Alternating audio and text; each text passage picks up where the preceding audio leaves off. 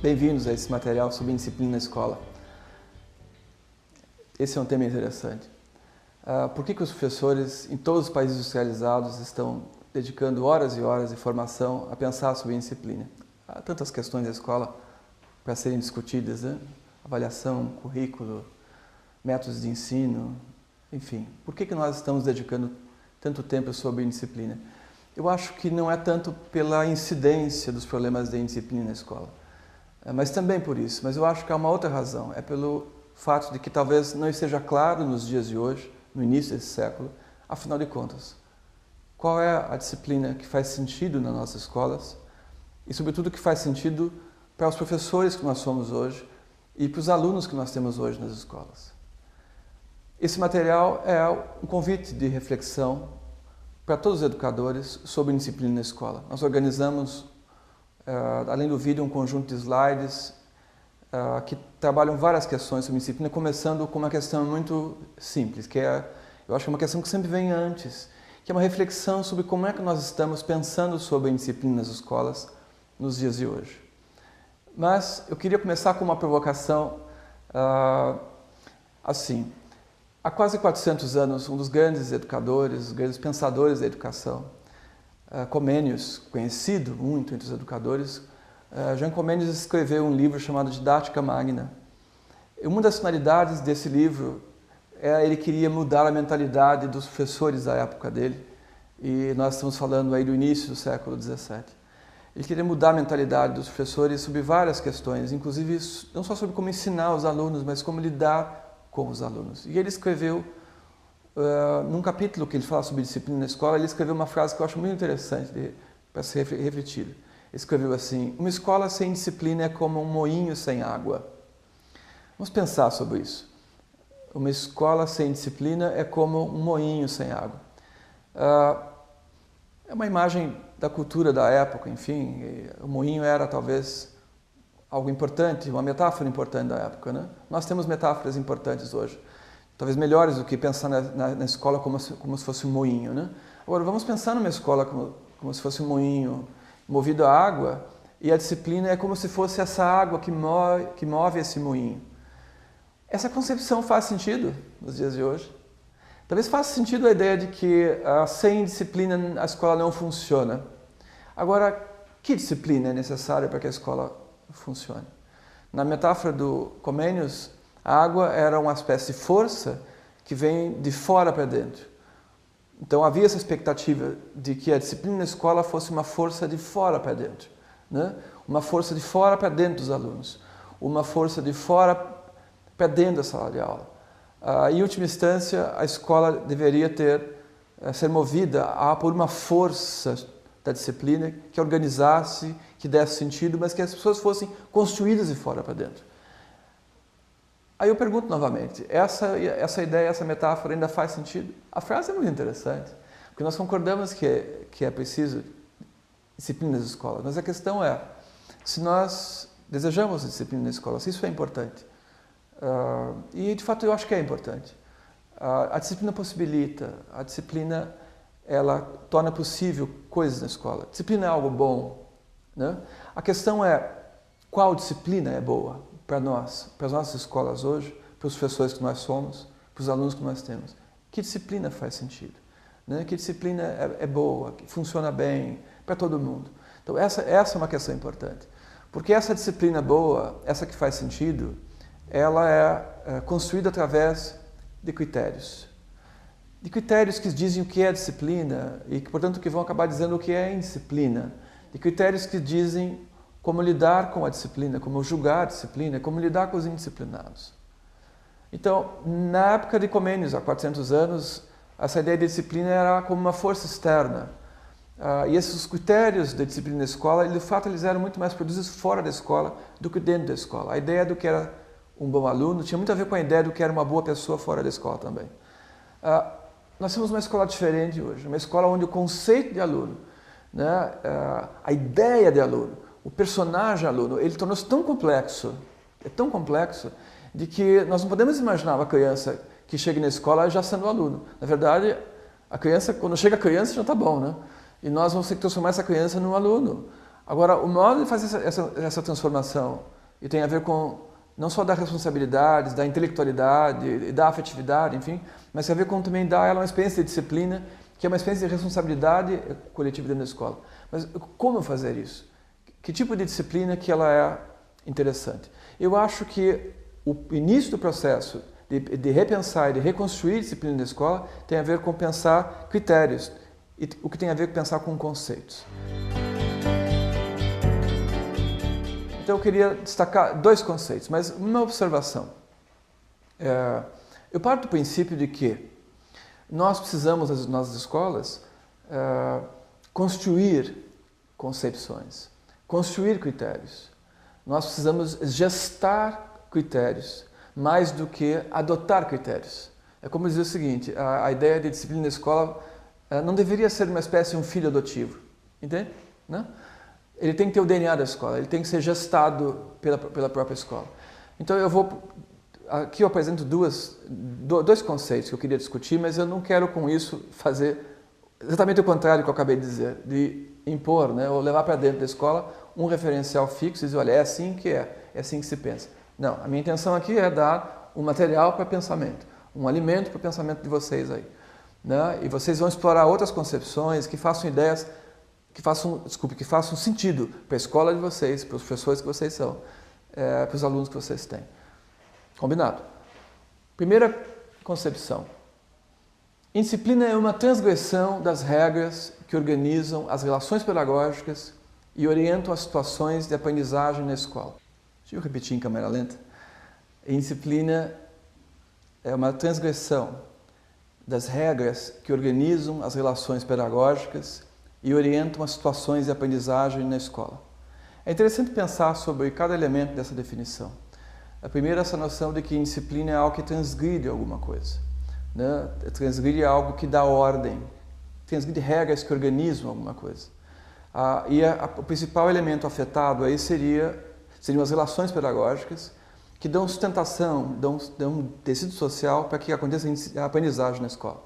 Portanto, é como se a indisciplina fosse uma causa primeira de um efeito dominó, né, e lá na frente afeta a aprendizagem. Se no início a indisciplina é uma contraposição a uma forma de organização de um ambiente de sala de aula, por exemplo, lá na frente ela implica sobre a questão da aprendizagem.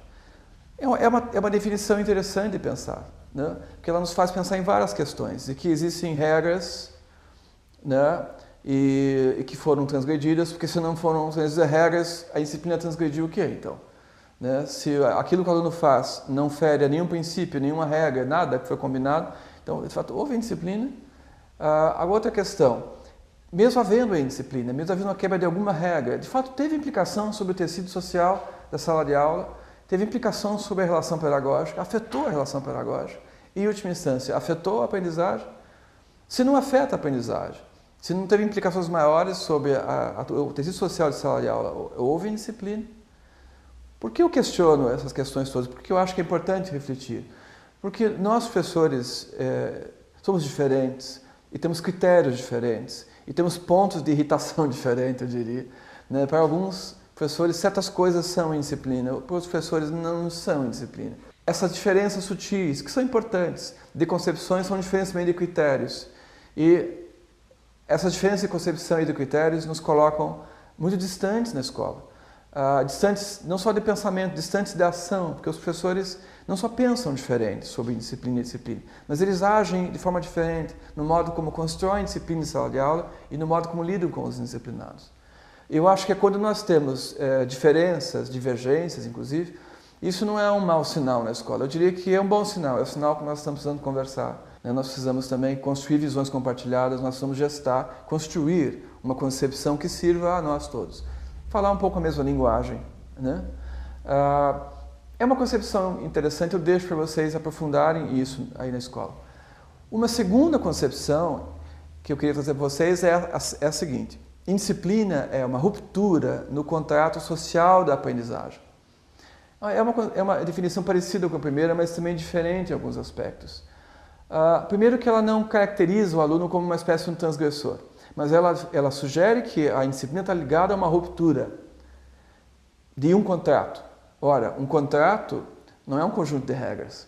Um contrato, fundamentalmente, ele é organizado a partir de um propósito, né? Então, o contrato é uma construção diferente de uma regra. Um contrato vai ter regras, mas o contrato ele envolve meramente pessoas e uma finalidade social, alguma finalidade dessas duas pessoas ou mais estarem juntas fazendo alguma coisa, compartilhando alguma coisa, cedendo uma coisa uma para a outra. Então, indisciplina é uma ruptura no contrato social da aprendizagem. No centro desse contrato social está a ideia de aprendizagem. O que eu quero dizer com isso? De que é indisciplina quando, em última instância, é afetado não só as condições da aprendizagem, mas o que nós havíamos combinado sobre como vai ser a aprendizagem, que a aprendizagem é esperada. Portanto, acende a luz vermelha da indisciplina quando a aprendizagem individual ou coletiva está em risco, porque houve uma ruptura no contrato que a sustenta. Portanto, a primeira coisa a pensar, quando o contrato é rompido, é se o contrato era bom para as pessoas. Que pessoas eram essas? E se o contrato era bom para elas? Né? Se o contrato de estar em sala de aula, de estar na escola, se ele era bom em última instância. Porque se o contrato não é bom, as pessoas vão romper com o contrato. Às vezes de maneira unilateral, às vezes dos dois lados. Os alunos não satisfeitos, os professores não estão satisfeitos. Os dois começam a romper, um deixa de cuidar bem do outro. E nós temos uma disciplina que é difícil dizer aonde começa e onde termina. Então, é uma outra concepção para pensar que coloca mais no centro do processo as pessoas da indisciplina. Não tanto os indisciplinados, mas a condição de pessoa de estar ali. Um outro ponto importante são sobre as causas da indisciplina. Eu acho que tem a ver com essa reflexão também do que nós pensamos como indisciplina. Muitos dos nossos professores pensamos muito sobre indisciplina a partir das causas, a partir das expressões. Quais são as causas da indisciplina? Há dois grupos importantes de causas da indisciplina. Quando eu comecei a estudar isso nos anos 90, eu propus uma classificação que divide as indisciplinas em duas causas, em função das suas origens. Há algumas indisciplinas que parecem ser uma origem mais externa à escola, mas também há indisciplinas que parecem ser uma origem mais interna à escola. O que eu quero dizer com isso? Há alguns tipos de indisciplina que parecem refletir muito mais como o mundo fora da escola acontece, do que como o mundo dentro da escola está acontecendo. As causas externas principais que eu considero são violência social, influência da mídia e ambiente familiar.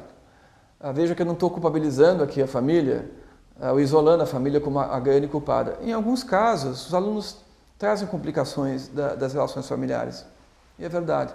Eles trazem para a escola carência, eles trazem para a escola necessidades, eles trazem para a escola irritações, eles trazem para a escola ausências. E isso se reflete em condutas indisciplinadas muitas vezes. Uma segunda causa é a influência da mídia. Constrói valores, transforma valores, cria estilos de vida, cria formas de consumo. Nós vemos, às vezes, em sala de aula, verdadeiros personagens, né, nos alunos. E, às vezes, personagens que são tão difíceis de serem decifrados, de lidar com eles, né? Uma terceira causa externa, eu diria que é a violência social. É uma causa tão importante, porque ela fragmenta os nossos vínculos de cooperação ou os nossos elos de solidariedade, usando duas expressões do velho e bom Piaget. O que nós vamos ver no mundo cada vez mais violento são relações cada vez mais fragmentadas, pessoas menos disponíveis, menos colaborativas, e o ambiente da escola ele é um termômetro importante sobre isso. Nós trabalhamos em escolas, nós vemos isso todos os dias, ou temos visto nas últimas décadas. Quanto mais o mundo se torna violento, menos cooperativo é o ambiente dentro da escola. É uma causa interessante e complicada, porque a escola não consegue consertar o mundo, mas a escola precisaria construir um ambiente que não repetisse certas coisas do mundo. E falando em escola, há as causas que vêm dentro da própria escola. Em primeiro lugar, eu diria o ambiente da escola, o clima da escola, como as pessoas se relacionam entre si. Qual é o ambiente? Há um ambiente de gentileza, de solidariedade, de amabilidade, de amizade. Há um ambiente acadêmico, há um ambiente intelectual. Qual é o ambiente da escola? Né? É um ambiente seguro, não só segurança física, é segurança psicológica. É bom estar na escola, é tranquilo estar na escola. É um lugar que eu gosto de estar, nós, professores e os alunos. Então, o ambiente é uma coisa importante. E causa de disciplina. Qualidade de currículo é outra causa importante. Os norte-americanos costumam dizer que a melhor cura para a disciplina é um currículo com qualidade. E também, do contrário, a principal causa de disciplina é o currículo que não tem qualidade. O currículo aqui eu me refiro ao conjunto da experiência de aprendizagem na escola, as condições de aprendizagem, as pessoas que possibilitam isso, os espaços, não só os conteúdos lançados no quadro negro. O currículo é o conjunto das coisas que tornam possível aprender na escola. Quando a qualidade desse conjunto não é boa, vamos pensar, né? Vale a pena ir para a escola, né? E por último, eu diria o perfil dos alunos, como uma terceira causa importante. Nós temos hoje alunos diferentes. É claro que a cada 10 anos, 20 anos, a cada geração é possível dizer isso, os alunos são diferentes. E vai ser sempre verdade isso. Mas essas diferenças hoje são muito interessantes, são diferenças identitárias. É difícil hoje, por exemplo, ler os alunos pela família deles. Às vezes os filhos são extraterrestres para os próprios pais, e na escola eles são mais ETs ainda. Então, nós temos isso como elemento importante. Nós temos hoje gerações de alunos que estão se tornando indecifráveis.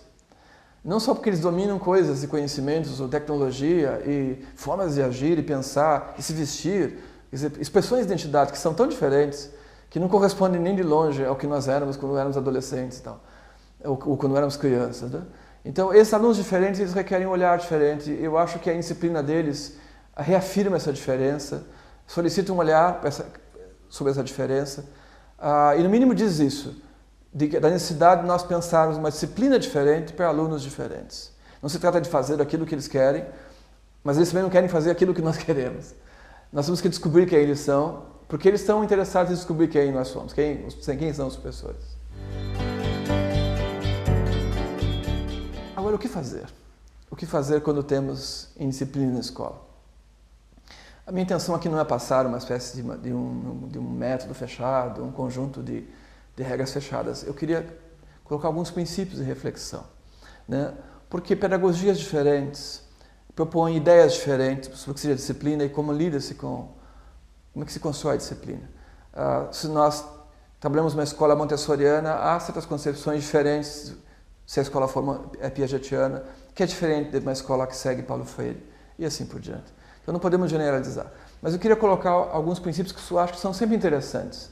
Em primeiro lugar, eu diria que é preciso considerar as circunstâncias da indisciplina. O que acontece, como acontece, com quem acontece. Os sujeitos, segundo ponto importante. Quem são as pessoas de fato envolvidas? Mas não só para culpabilizar, é entender quem são os sujeitos, não só nomear os sujeitos, né? Isso foi ele. Não. Quem são os sujeitos que se envolvem com a indisciplina? Como são eles? O que eles pensam? Por que eles agem assim? E os sujeitos aqui não são só os alunos. Quem são os sujeitos adultos envolvidos nisso? E em terceiro lugar, eu diria que nós temos que considerar as perspectivas, os porquês segundo os alunos, os porquês segundo os professores. Nós precisamos ter um olhar um pouco mais amplo disso tudo. Eu acho que nós estamos há séculos lendo a indisciplina na escola pelo olhar apenas dos professores, dos adultos. Eu acho que é hora de fazer diferente. Há uma tendência muito forte nos últimos anos de pesquisar a visão dos alunos nas escolas sobre tudo, sobre aprendizagem, sobre currículo, sobre avaliação, sobre indisciplina também. E nós estamos aprendendo coisas muito interessantes com os pequenininhos e com os maiores de como a escola é para eles enquanto experiência. Agora, diante da indisciplina, diante de atos de indisciplina, eu acho que tem coisas a serem consideradas na atitude nossa dos educadores, dos adultos. Por exemplo, eu acho muito importante como atitude nós termos um foco muito claro no acontecimento, né? Eu acho que essa é uma atitude muito importante. Foco no que aconteceu, né? Por que eu enfatizo isso? Às vezes os professores, quando lidam com a indisciplina, eles estão lidando muito mais com o indisciplinado do que com a indisciplina. E o indisciplinado é um sujeito que tem uma história, às vezes, ou eles têm uma história juntos. Às vezes os professores, quando vão lidar com os alunos, eles trazem para fora, eles editam, né, uma espécie de uma bagagem, de uma caixa onde eles foram colocando uma série de coisas. Às vezes uma memória negativa que vem à tona quando vai se lidar com os problemas. Eu acho que o foco tem que ser no que aconteceu. O foco no momento, o foco no acontecimento, né? Um segundo ponto importante em termos de atitude diante da indisciplina é preservar as pessoas quando se lida com a indisciplina. Preservar os professores, preservar os alunos, respeitar os professores merecem respeito. Os alunos também precisam ser respeitados, né? Então, o modo de lidar precisa preservar as pessoas. Lembrar sempre que A intervenção em caso de indisciplina pretende restaurar as condições de aprendizagem e as condições de vida em sala de aula e na escola. Portanto, se nós não preservamos as pessoas, nós não restauramos as condições de convivência e as condições de aprendizagem. Então, eu acho que preservar as pessoas é um princípio importante. E, por último, eu diria a atitude resolutiva. Né? Se nós entramos em cena, se nós estamos em cena, nós precisamos ter essa atitude de olhar para frente. Né? Olhar para frente. Eu já vi muitos casos em disciplina onde professores e coordenadores, diante dos alunos, eles repetiam e repetiam o que os alunos tinham feito. Né? Repetiam e repetiam, como uma forma de culpabilizar a pessoa. Eu acho que isso às vezes nos coloca numa espécie de armadilha emocional. E como é que a gente sai disso? Olha para o futuro. Ok, o problema é esse. Agora, qual é a solução? Como podemos dar um passo à frente? Eu acho que esse é um ponto importante, até para evitar construir um conflito ao redor de uma situação, às vezes, que é usual de sala de aula, como pegar alunos conversando em paralelo, ou usando um celular. Não é necessário transformar isso num conflito. Né? Agora é preciso pensar numa forma de resolver como as pessoas podem agir, estar em sala de aula, serem felizes, de forma organizada, respeituosa, enfim, mas sem precisar culpabilizar sistematicamente as pessoas. Tirar um pouco esse peso emocional, se desarmar, eu diria, né? E dar um passo adiante. Novamente, não tenho intenção aqui de passar para vocês uma espécie de fórmula fechada, né, mágica e tal. Mas eu queria discutir sobre dois procedimentos muito usuais na escola hoje em dia, que eu acho que eles são complementares, eles são interessantes. Primeiro, essa ideia de organizar as relações através de combinados em sala de aula. Eu acho essa uma boa ideia. No fundo, a ideia é construir um contrato social entre as pessoas, né? Combinar como vai ser a vida na escola. Muitos professores combinam coisas de forma muito informal, de como vão ser os próximos 5 minutos, o que eles esperam nas próximas aulas, ou o que eles esperam no ano inteiro. Mas nem sempre isso é um combinado, isso muitas vezes é um solicitado. Então, eu acho que um avanço estaria em nós começarmos a tornar a construção da disciplina na escola algo de fato mais coletivo, mais democrático, que solicitasse mais responsabilidade dos alunos. E aí a construção de combinados, sobre essa concepção, eu acho ela muito produtiva. Uma segunda coisa interessantíssima, eu acho, é a realização de assembleias na escola, particularmente de assembleias em sala de aula, a cada 15 dias ou a cada 3 semanas, no máximo, eu diria, para que os alunos voltem a conversar, não só sobre disciplina, voltem a conversar sobre a escola, sobre a sala de aula, sobre o relacionamento em sala de aula, sobre a qualidade das aulas, sobre a qualidade da dedicação deles às aulas, enfim. As assembleias são um elemento importante de autorregulação do grupo de sala de aula. Eu acho que uma ideia muito importante, está sendo muito usada no Brasil. Eu acho que a questão toda não é só usar, a questão é refletir sobre o modo como se faz. Nós temos hoje problemas grandes sobre indisciplina no Brasil, a julgar pelas pesquisas, e não é só o problema a indisciplina, o problema tem a ver com o modo como nós lidamos com a indisciplina. E eu queria me despedir de vocês compartilhando algo que eu aprendi recentemente. Eu fui visitar essa escola e essa escola tinha uma fama de ter uma boa disciplina. E eu conversando com as pessoas e conversando com a coordenadora, eu perguntei assim, vocês têm uma fama de ser uma escola com uma boa disciplina. Como vocês conseguiram uma boa disciplina aqui nessa escola? E a resposta que eu ouvi foi assim, a questão não é tanto o como nós fizemos, mas o porquê que nós conseguimos uma boa disciplina. Assim, então tá bom, eu vou trocar minha pergunta. Por que vocês têm boa disciplina aqui na escola? Por que os alunos são disciplinados? Aí eles responderam assim, porque vale a pena. Porque nessa escola vale a pena ser disciplinado. Na verdade, essa escola vale a pena estudar nessa escola, vale a pena vir aqui todos os dias. Então, os alunos são disciplinados porque é como se fosse a parte deles no processo. A escola vale a pena, os professores valem a pena, as aulas valem a pena. Então, numa escola que vale a pena ser disciplinado.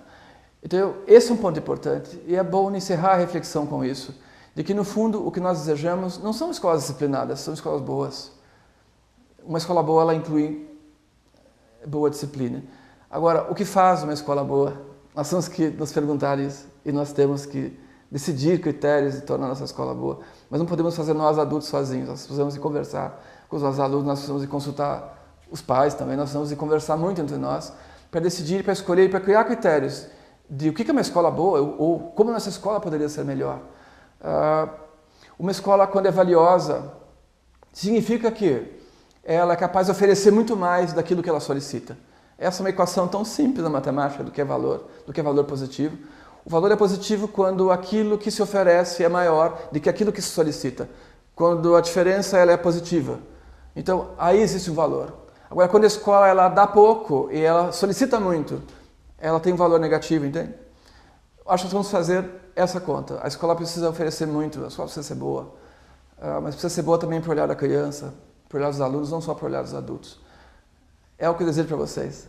Vamos construir escolas boas, onde vale a pena nós irmos todos os dias trabalhar, é onde vale a pena os alunos virem todos os dias estudar. Vejo vocês no caminho. Até breve.